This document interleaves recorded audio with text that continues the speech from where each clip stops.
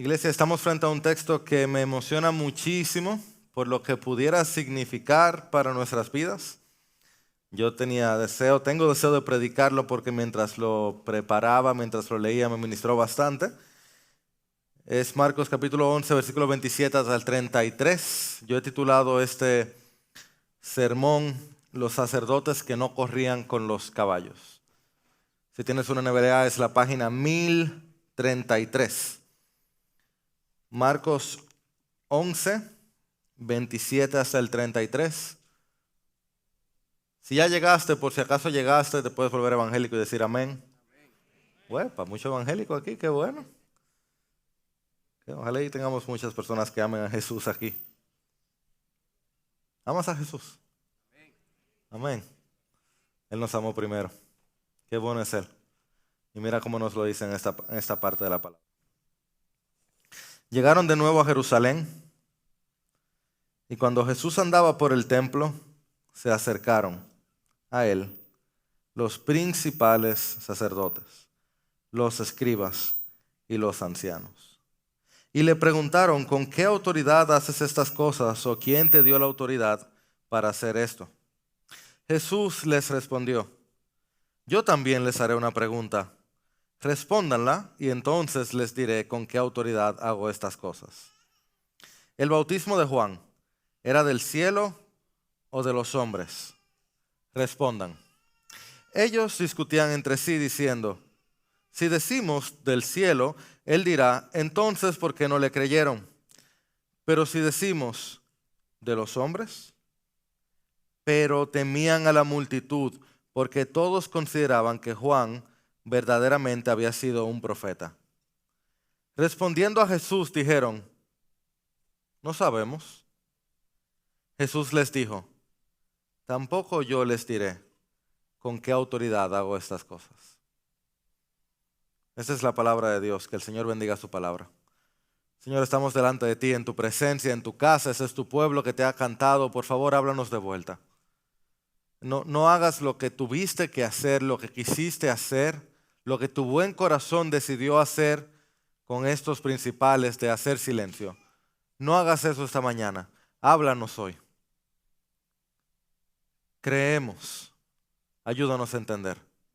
Porque oramos en Jesús. Amén. Sigo. Como tú estás ahí. Sigo. Ok. Hace poco más de un año, la NASA envió al telescopio que se supone que nos va a permitir ver cosas que son imposibles de ver, que iba a transformar nuestro entendimiento del espacio profundo. Y si hay 2 o 3 de ustedes que les gusta la astronomía, no la astrología, es otra cosa. La astronomía, van a saber de qué estoy hablando. Estoy hablando del telescopio James Webb, que, cito, se supone está diseñado para reescribir nuestro entendimiento del espacio profundo de la historia antigua. Eso suena como, wow, como, oye, ¿qué es lo que va a hacer? Se supone que el telescopio James Webb nos va a permitir ver el mismo destello del Big Bang. O sea, como que va a ser el final de los finales, ¿verdad? Como que nos va a permitir ver dónde inició la historia.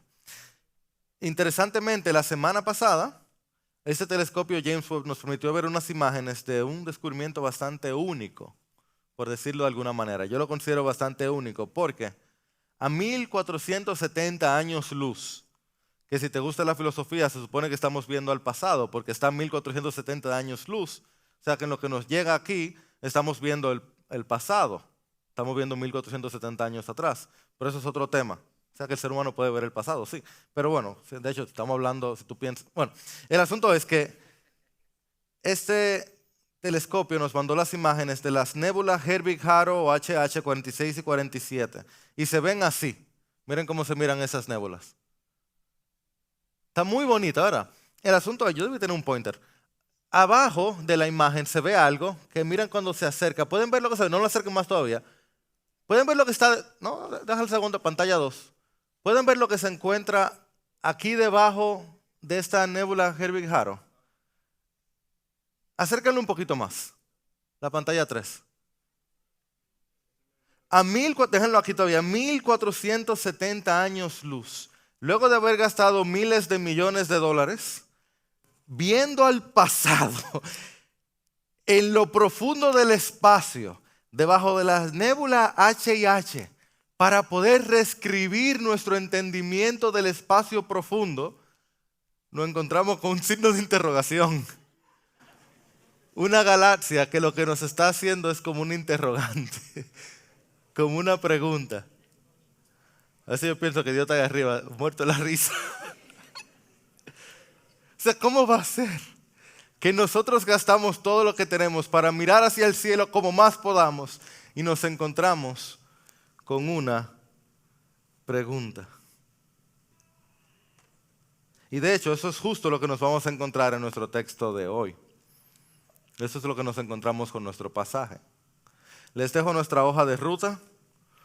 Es la pantalla 4. Primero nos encontramos con las preguntas.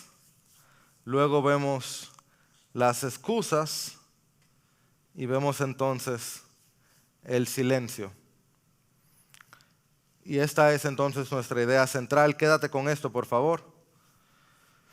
Dios nos llama a creer en lo poco para entender en lo mucho.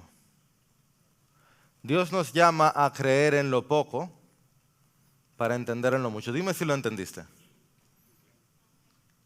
Cree en lo poco, entiende en lo mucho. ¿Listos? No, estaba difícil. ¿Listos? Ok, empecemos entonces viendo las preguntas. Si estoy aquí en 11:27, si tienes tu Biblia ahí lo puedes ver también. Las primeras palabras de este texto nos ponen como el contexto, nos dejan en claro dónde es que estamos. Dice el versículo 27, ¿dónde estoy? Estoy aquí. Llegaron de nuevo a Jerusalén. Este llegaron de nuevo es para que tú recuerdes el qué. La entrada a Jerusalén. Si eres de aquí de Piedra ya sabes que hace poco tiempo Cristo entró a Jerusalén. Y entonces nos dice, llegaron de nuevo a Jerusalén. ¿Y qué? Cuando Jesús andaba por el templo. Jesús ya es una figura conocida en Jerusalén y Jesús ya es una figura conocida en el templo. Él estaba claro, en algún momento, desde que Él apareció. ¿Tienes Marcos 1:1? Alguien que vaya rápido a Marcos 1:1. ¿Y qué nos dice Marcos capítulo 1, versículo 1? Principio del Evangelio de Jesucristo, el Mesías. Si ese libro empezaba así, tú sabías que en algún momento Él tenía que encontrarse en Jerusalén. Claro, aunque Jesús era ¿de dónde? De Nazaret. Nació en Belén, pero era de Nazaret, se crió en Nazaret. Y Nazaret era un superpueblo, ¿cierto? Un pueblito que su principal hoy en día tú buscas Nazaret, era un pueblo conocido porque tenía un pozo. Y si lo que te conocen es porque tú tienes un pozo, usted no tiene nada. Pero aquí dice, ya llegaron de nuevo a Jerusalén, o sea, ya entrar a Jerusalén no es gran cosa, pero dice andaba por el templo. ¿Y qué tal le fue la última vez al templo cuando Jesús fue? No le fue súper bien, ¿verdad? La última vez que Jesús fue al templo se acabó el comercio en el templo. Él volcó las mesas, él acabó el comercio, dice que literalmente paralizó, no permitía que nadie pasara por ahí. Y para dejarlo más en claro, nos encontramos, creo que la semana pasada, con una parábola viviente de una higuera, donde Cristo dice, se acabó. Este es el contexto inmediato de la enseñanza que nos encontramos hoy. Dice el versículo 27, es otra vez, llegaron de nuevo a Jerusalén y cuando Jesús andaba por el templo, yo me imagino que cada vez que Jesús pasaba cerca del templo, todo el que tenía una mesa empezaba a guardar la cosa de una vez. Y de seguro andaban una gente con una escoba y una funda porque sabían que si Jesús andaba por ahí había que andar chivo. Había que andar cuidadoso porque Jesús a todo el mundo lo afecta. El Jesús de verdad no deja a nadie sin afectarlo. Es ahí que viene la pregunta, dice entonces. Se acercaron a él los principales sacerdotes, los escribas y los ancianos. ¿Lo viste? Esta es, con toda probabilidad, una delegación de un nombre que tú has escuchado. ¿Has escuchado el nombre Sanedrín? Un buen nombre para tu muchacho si no te cae bien. Si tú estás muy molesto con el papá, Le dice, pues tú me hiciste eso, te vas a poner Sanedrín al muchacho. No haga eso, el resentimiento no lleva a ningún lugar.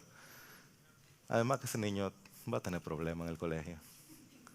Pero el Sanedrín es el grupo religioso, y Israel es una nación religiosa, guardando la gran distancia, pero tú has oído, por ejemplo, de Afganistán, que tú ves que los tipos que gobiernan son como religiosos, guardando la distancia significativa, pero solamente para que en tu mente pueda hacer sentido. El Sanedrín es el grupo religioso que es también el grupo gubernamental que dirige la nación. Por eso dice, los principales sacerdotes, escribas y ancianos. Esta es la ley, no la ley de Moisés, la ley real. Esta es una delegación de los que mandan en Israel, que fue a juntarse con Jesús. Porque Jesús se metió con lo que más gusta en Israel, el templo. Y no solo por eso. Ya sabes lo que es el Sanedrín, ¿verdad? El Consejo Supremo. Si no sabías, ya sabes. Pero también, si has estado leyendo Marcos con nosotros, o si lo has leído por tu parte, tú debes recordar cuántas veces nos hemos encontrado que un fariseíto apareció por ahí o un escriba apareció por ahí. Muchísimas veces no. Por lo menos en 4 ocasiones Jesús está de lo más tranquilo y de pronto llega un escriba. Si mal no recuerdo, puede ser que estoy equivocado, pero creo que en 3 ocasiones ha venido alguien desde Jerusalén, un enviado que llega de aquí. Pero no es lo mismo un mensajero que llegaron la gente. Es que Cristo tiene rato haciendo cosas que a lo de ahí arriba no le cae muy bien. ¿Y qué tipo de cosas ha hecho Jesús tú crees que a esta gente no le cae muy bien? ¿Se te ocurre? Algunas cosas son sencillas. Él ha cenado con pecadores. Él ha sanado leprosos. Pero algunas cosas son más complicadas. Él ha hecho estas cosas en el día de reposo. Él ha dicho que Él perdona pecados. Y este tipo de cosas a esta gente no le gusta, porque yo también te voy a decir el drama humano, que el drama humano siempre debe estar detrás de todo lo que Él es. Decía Eugene Peterson, no lo tengo en pantalla, pero Eugene Peterson decía, y me ha impactado bastante esto, que a veces hemos pasado tanto tiempo estudiando la Biblia que nos hemos olvidado de leerla. Y se nos olvida que son personajes humanos. Tú tienes que recordar que el Sanedrín, con todo su poder, no tenía muchos adeptos. Mucha gente no se llevaba bien con ellos. Jesús era de Nazaret y entra con la gente soltando de todo. Tiene multitudes que le siguen. Tú puedes estar seguro que aquí adentro hay un lío en esta gente, porque ¿por qué tanta gente sigue a Jesús y no nos sigue a nosotros? Y eso crea un problema en el corazón. Así que hay todo un lío en el ambiente que está cargado.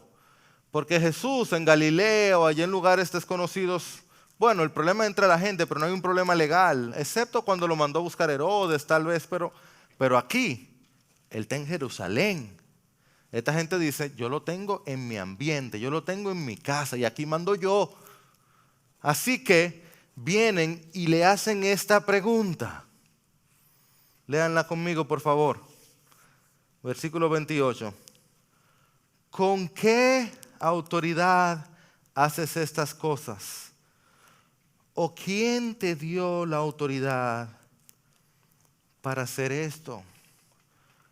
Don profetita, tú que veniste de Nazaret, ¿quién tú te crees que tú eres? Literalmente eso es lo que le están diciendo. ¿A usted quién le dio permiso? ¿Quién le dijo a usted que usted puede voltear a la mesa? ¿Usted la puso?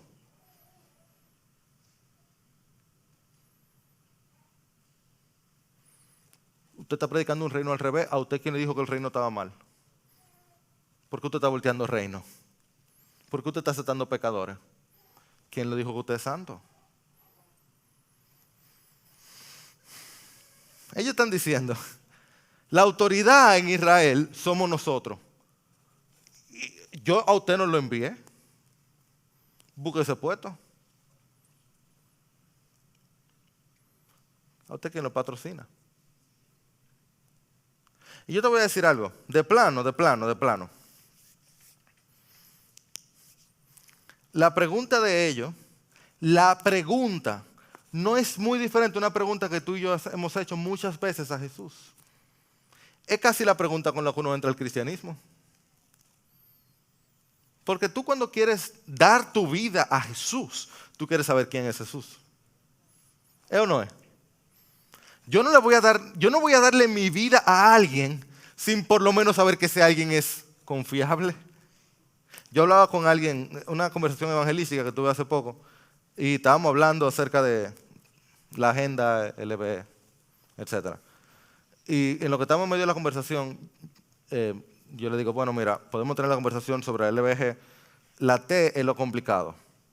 Todo es complicado, pero el LBG todavía estamos hablando acerca de la realidad. La T ya pasamos el plano objetivo, estamos hablando del plano subjetivo, ya ahí la verdad no tiene sentido, ahí es más complicado. ¿Pero por qué es más complicado? Bueno, porque una cosa Dios dice que es pecado, lo otro ni siquiera podemos hablar, porque es que no puedo llamarle pecado o no pecado, porque es que no estamos en el plano de la verdad. Tenemos que hablar del plano de la verdad, y si te interesa el tema podemos hablarlo en otro momento. Pero yo creo que ustedes me están siguiendo, y si no me están siguiendo me estoy saliendo del tema. Así. El asunto es que me dice, oye, pero ¿y por qué Dios puede hacer eso? Yo le digo, voy a decir algo. Un Dios que no merezca decirle las cosas buenos o malos no es un Dios que me merezca adoración. Y yo personalmente, un Dios que no merezca adoración no es un Dios que yo voy a seguir. Yo necesito creer en un Dios que pudo crear las estrellas, las nébulas, y también puede estar aquí ahora mismo presente entre las hojas. Y si Dios es así, Él merece que le cantemos por la eternidad. Y si además de Dios ser así, Él también se interesa en mí, yo quiero cantarle por la eternidad. Y si ese Dios que es así, de verdad vino y caminó en Palestina como es Jesús, yo necesito conocerlo. Le comentaba yo a esa amiga. La verdad, la pregunta es ¿quién te dio la autoridad a Jesús? La pregunta no es mala pregunta. ¿Me siguen? Tú tienes que hacerte esa pregunta en algún momento de tu vida, porque si no tú estás siguiendo a Dios ciegamente. Y Dios a nadie le pidió que lo siga ciegamente.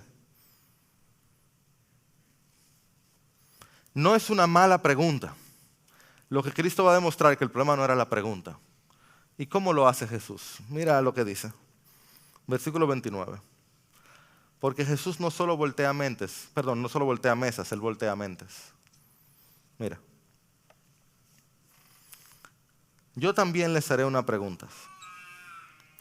Respóndanla y entonces les diré con qué autoridad yo hago estas cosas. ¿El bautismo de Juan era del cielo o de los hombres? Respondan. Responder una pregunta con otra pregunta no es evasión, es una técnica muy común, tanto en el mundo grecorromano como en el mundo judío. O sea, Jesús no se está haciendo el loco, Él está haciendo algo común, normal. Así que si tú en una conversación tú le dices, no, pero déjame hacerte una pregunta. No, respóndeme primero. Tú dices, espérate, yo estoy siguiendo a mi maestro. Qué lío, acabo de causarle un problema en algunos matrimonios aquí. Y por un lado puede que Jesús esté sacando algo de adentro, porque Él está hablando de su primo. Recuérdense que Juan el Bautista era su primo, que nunca recibió apoyo, al contrario. Pero yo no creo que eso es lo que está pasando, no. Es que responder bien a esta pregunta implicaría, si ellos respondían bien, implicaría que ellos estaban listos para conocer quién era Jesús.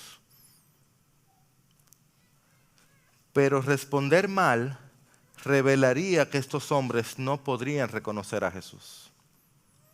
Si la responden bien, están listos para conocerlo. Si la responden mal, no están listos para reconocerlo. Y Jesús menciona el bautismo de Juan. ¿Lo vieron? El bautismo de Juan. Porque Juan era Juan el Bautizador, Juan el Bautista. Esa era la actividad como que caracterizaba el ministerio de Juan. Así que tiene sentido que él hable del bautismo de Juan. Pero esos principales no lo seguían. Ellos tampoco creían en la autoridad de Juan, así que Jesús le dice, antes de yo decirle quién me patrocina a mí, ¿quién patrocinaba a Juan? ¿Los hombres o Dios? ¿Quién lo patrocinaba a él? Porque, ¿recuerdan que Juan decía que su principal labor era cuál? Marcos lo dijo también. Preparar el camino del Señor. En un sentido muy real, Juan eran los trailers de Jesús. Juan también, esta frase que ustedes algunos dicen a cada rato, yo también, que yo quiero menguar para que Cristo crezca. Eso es de Juan. Juan era que decía que él quería menguar, que era necesario que él menguara para que Cristo creciera. Menguar significa como decrecer. Juan era que decía que él tenía que decrecer. Juan decía que él no era digno de desatar las sandalias del Mesías. Entonces Jesús dice, miren, una pregunta. Antes de yo hablarle de la cocina, del plato fuerte, ¿qué le pareció la entrada? Háblenme de la entrada. ¿Ustedes pudieron con la entrada? Se lo encontraron muy picante, la salsa mild. Porque yo no voy a poner la hot todavía. Porque yo siento que ustedes se enchilaron con la primera partecita. Ya estaban de que, ay, y nada más fue una tocadita de la entrada. Entonces, háblenme primero de esa primera parte. El nivel 1, ¿lo encontraron muy difícil? ¿O se guayaron en el nivel 1? Porque ustedes quieren hablar con el final boss, el último jefe, el principal de todos. Antes de ustedes hablar de ese, ¿cómo le fue con el más chiquito?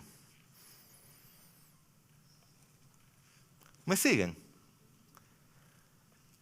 Jesús está siendo tanto amoroso como juicioso. Pablo dice después, ustedes no están listos para vianda, déjenme darle leche. Él le está dando agua.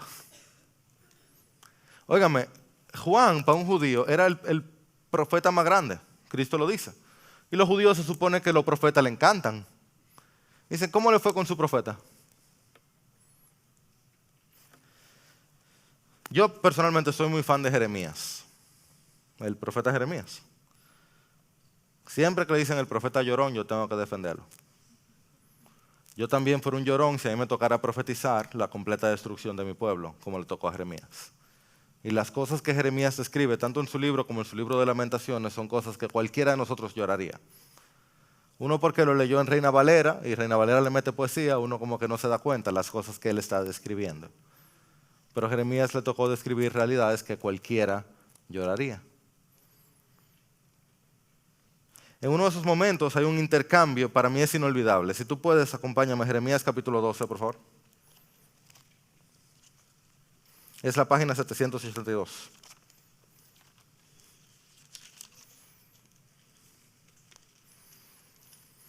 Luego de diversas circunstancias difíciles, ya empezando el libro, ya él ha profetizado cosas duras. Acaban de tratar de asesinar a Jeremías, ese es el contexto, lo acaban de tratar de asesinar. Jeremías frustrado dice, versículo 1, lean, justo eres tú, oh Señor, o sea, él empieza bien, justo eres tú, oh Señor, cuando a ti presento mi causa. En verdad, asuntos de justicia voy a discutir contigo. Y entonces él le hace una pregunta al Señor. ¿Por qué prospera el camino de los impíos? ¿Por qué le va mal, le va bien a lo que hacen el mal? Y entonces él dice, y viven en paz todos los que obran con perfidia. O sea, esta gente son malísimos y también, Señor, ¿por qué? Y una pregunta válida, ¿verdad? Tú te la has hecho. Tú te la has hecho. Él presenta su causa en buena lid. Claro, cada corazón, el Señor conoce el corazón y lo pesa, pero él dice, Señor, yo no entiendo. Yo no entiendo. ¿Y tú sabes lo que el Señor le responde? Para que tú veas que no es Jesús el que empieza a hacer preguntas con preguntas. Mira el versículo 5. Checa. Si corriste con los de a pie y te cansaron, ¿cómo pues vas a competir con los caballos? Si caes en tierra de paz, ¿cómo te irá en la espesura del Jordán? ¿Tú lo viste? El Señor le dice a Jeremías, tú estabas caminando y te cansaste. ¿Cómo tú vas a correr con caballo? Estamos empezando esta carrera, Jeremías, y ya tú te has explotado. ¿Y de verdad tú crees que tú vas a aguantar la profecía que yo te voy a mandar? Este es el principio, Jeremías. Aguanta. Anímate, que ahora que viene lo difícil. Eso es lo que el Señor literalmente le dice. Pero mira, ya tú estás rebalando y estamos en la parte de paz. Deja que lleguemos al Jordán, que te va a jugar. Hazte hombre, Jeremías. Así es que el Señor lo anima. Y luego le da una profecía que es casi inentendible. Si te pones a leer lo que sigue. El Señor sabe animar, ¿verdad? Jeremías, anímate, que ahora que viene lo duro. De verdad tú no pudiste con aritmética, pero ahora que viene trigonometría pesada. Él estaba animando al profeta porque tenía buena voluntad. Y por eso es el capítulo 12. Ahora es que faltan capítulos de Jeremías. Con los sacerdotes, Jesús le dice, ustedes no pudieron con Juan, ustedes no van a poder conmigo. Si me responden de Juan, yo sigo hablando.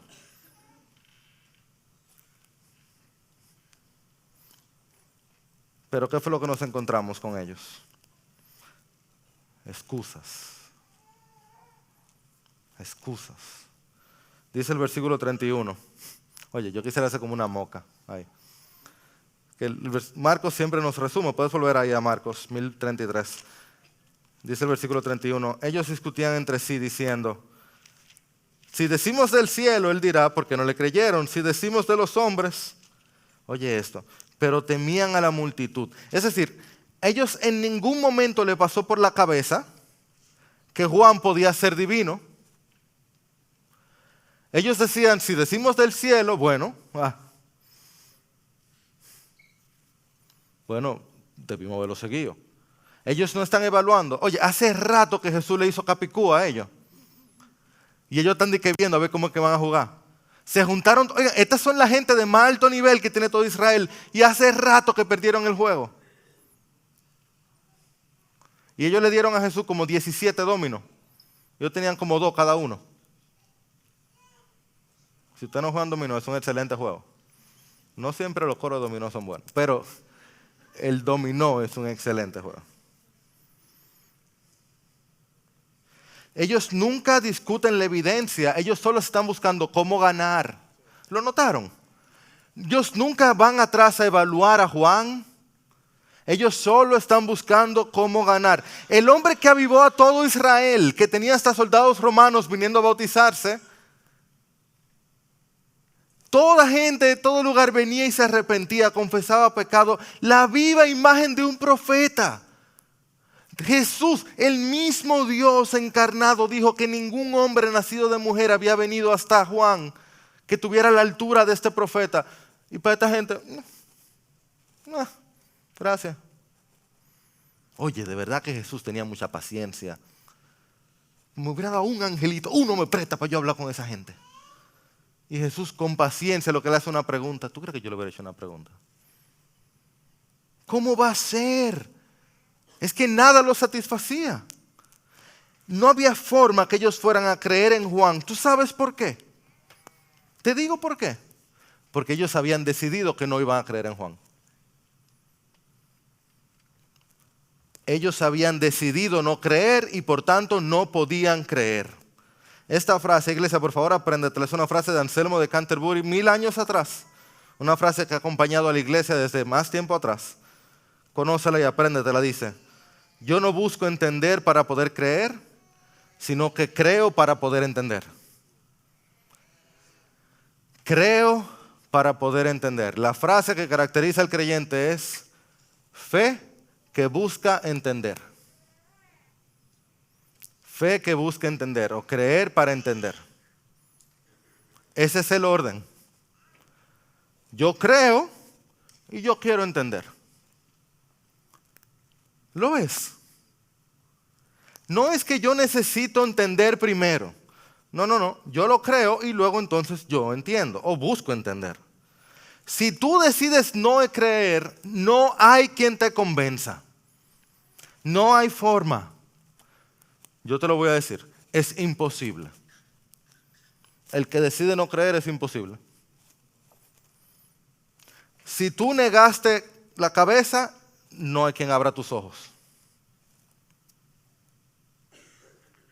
Y eso es importante porque yo creo que muchos hemos estado ahí o estamos ahí. Si el corazón no lo ve, el corazón no se rinde, la mente no lo va a ver, la mente no se va a rendir. Puede que los ojos lo vean, pero el cerebro no lo procesa.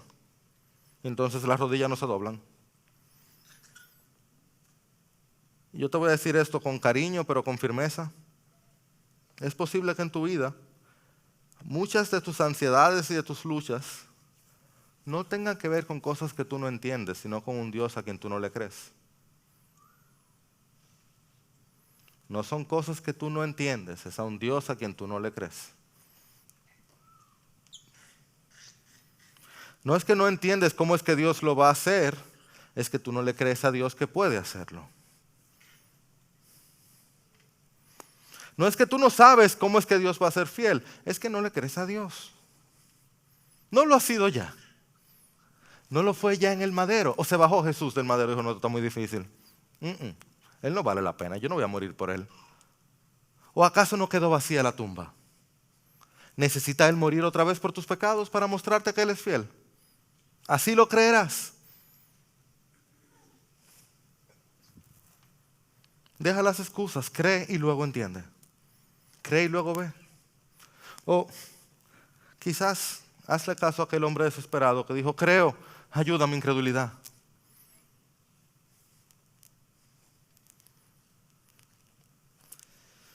Y este texto termina con un silencio de parte de Jesús. En el versículo 33 dice,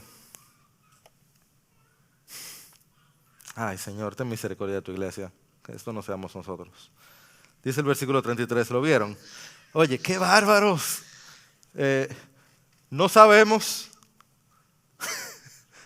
Oye, pero por lo menos diga algo. No sabemos. Qué abusadores. Yo he hablado mucho de esto con mis hijos. Yo les digo, miren, cuando ustedes no sepan qué decirme, digo, papi, yo no sé qué decirte. Pero no me digan no sé. El otro día me inventé con mi hijo una palabra, que cuando él no sepa cómo usar sus sentimientos, perdón, no sepa qué palabra decirle a sus sentimientos, me diga esa palabra. No se la voy a decir, pero después me oyen, ¿verdad? Digo, dime esa palabra y ya yo sé que tú no sabes qué palabras poner en tus labios, tú no sabes cómo explicar lo que sientes, pero que tú estás sintiendo cosas que no... Que hubieran dicho esa palabra, vamos a decir que esa palabra fuera berenjena. Di berenjena.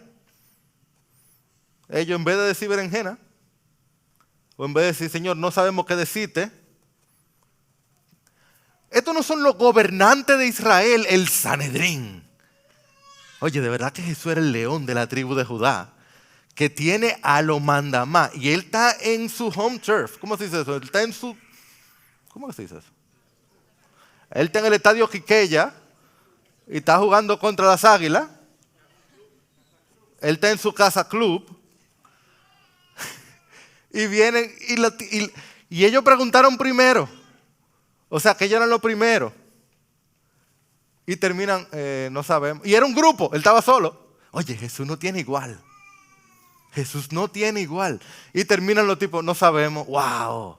Bendito sea el nombre del Señor. No sabemos.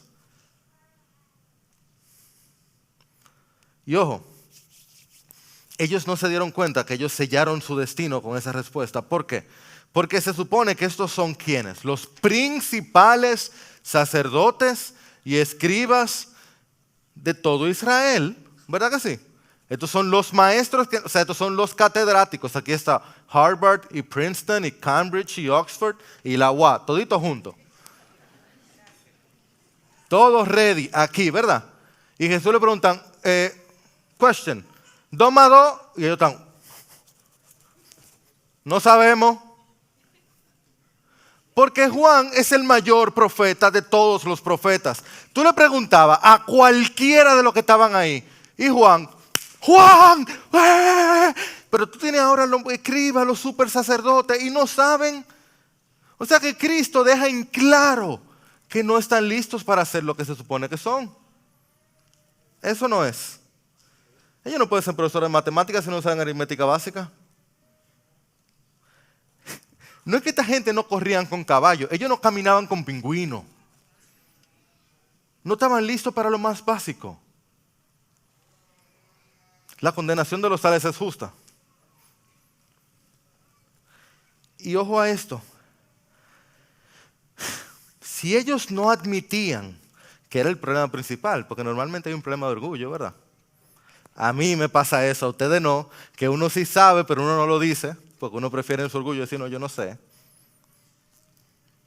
Si ellos no admitían su error pasado en cuanto a Juan, ¿tú crees que ellos iban a admitir su error actual en cuanto a Jesús?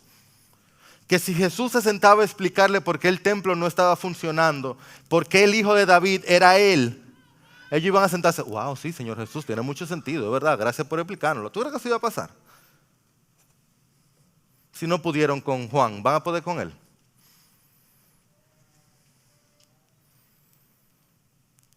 Y la verdad, ese pasaje a mí me rompe el corazón. A mí me emociona mucho y me rompe el corazón. ¿Ustedes recuerdan Lucas 2? Que Jesús se le pierde a María y a José, perdón. ¿Recuerdan? Algunos de ustedes conocen la historia. Jesús chiquito lo llevan ¿a dónde? Y él está dando vuelta y se pierde, y ellos se van, porque es una caravana grande, ¿verdad? ¿Y dónde encuentran a Jesús días después? En el templo, compartiendo con los mejores maestros que había. A mí me duele este pasaje, porque es que se supone que estas son la gente con quien Jesús más pudiera hablar. Bueno, cuando yo me encuentro con una gente que sabe de Star Wars, yo me vuelvo loco. Empezamos a hablar de por qué el episodio 8 era mejor, aunque tú digas que no, y después el episodio 5, después el episodio 3, y explicar cómo la caída de Anakin Skywalker es lo que desata toda la... Y podemos durar un buen rato hablando de eso, y 2 o 3 de ustedes ya se durmieron, los otros 3 se duermen después. Me pasa lo mismo con el Señor de los Anillos.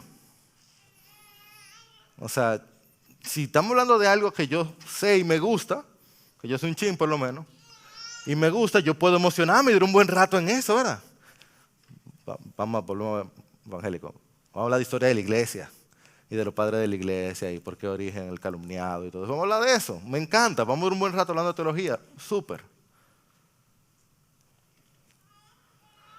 Si Jesús se encuentra con esta gente del Sanedrín, se supone que estas son la gente con quien es más fácil debía llevarse. Porque estas personas están desde pequeñitos entrenados en la ley. Esta gente se sabe el Antiguo Testamento. Tú esperarías que tengan un buen conocimiento de la Escritura. O sea, uno esperaría que uno de ellos diga, pero él está cumpliendo esta profecía y él está cumpliendo aquella otra profecía. Pero mira cómo, y empieza a conectar. Esta gente se pasaba el día entero leyendo el Antiguo Testamento. Este debía ser por lo menos un buen grupo de práctica para Jesús. Para él picharle un par de softball, tirarse la suavecita. Por lo menos para él practicar un poquito. Pero a la primera se fueron en blanco. No sabemos. A la primera. Toda su vida estos hombres estaban entrenando para ese encuentro. Toda su vida en el primer encuentro hicieron, no nada, peor que nada, negativo. ¿Tú sabes por qué? Porque creo para entender. Creo para poder entender. A Jesús, que tanto le gusta hablar, Él se la pasa enseñando. ¿Lo han visto? Jesús se la pasa enseñando y Él dice, pues no hablo con ustedes. Porque si esta gente no podía correr con caballo, ¿qué van a hacer con el león de la tribu de Judá?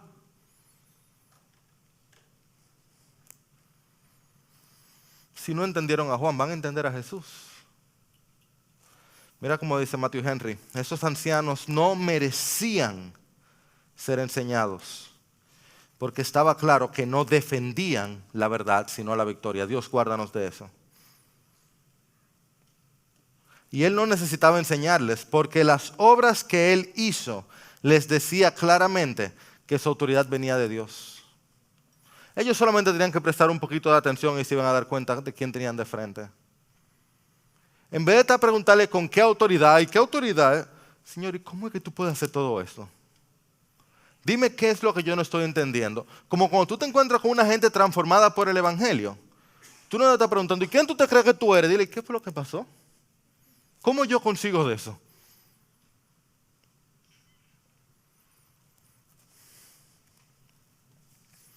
Justo de eso se trata. Porque lo más interesante para mí de todo esto es que Jesús no se desapareció y no los desapareció, sino que Jesús conversó con ellos. Que Jesús estuvo dispuesto a conversar, a revelarse. Jesús está más que dispuesto a revelarse a todo el que quiere escucharlo. Cuánta humildad de nuestro Salvador. Oye, Dios está ahí y Él no está callado. Si estos hombres hubieran estado dispuestos a creer, ellos hubieran salido de ahí transformados, perdonados, restaurados, avivados. Hubieran entrado necios, pero hubieran salido salvos. Sí, hubieran llegado sin saber aritmética, pero hubieran salido de ahí como los mejores maestros de álgebra de todo Israel. ¿Tú no me crees? Pregúntale a Nicodemo y a José de Arimatea, que también eran del grupito.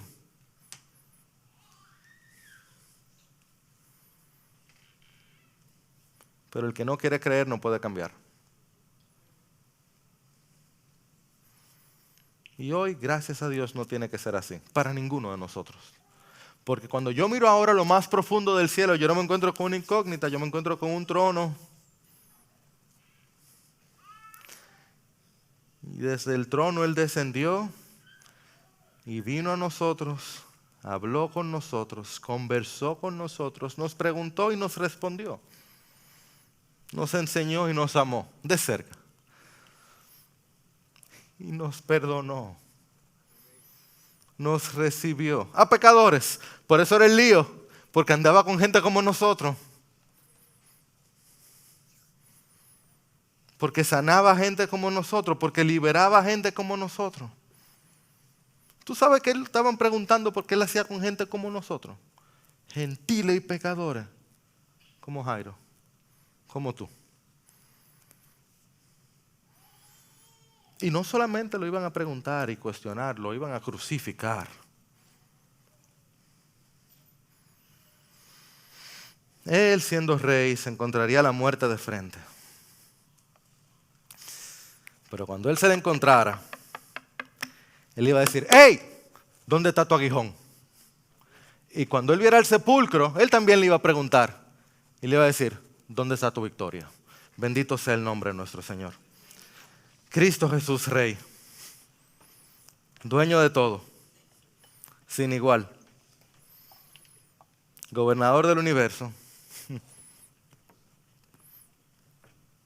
digno de adoración, por eso te cantamos, por eso escuchabas nuestras voces, porque nuestros corazones lo saben, digno de gloria, por eso los ángeles te cantan, humilde.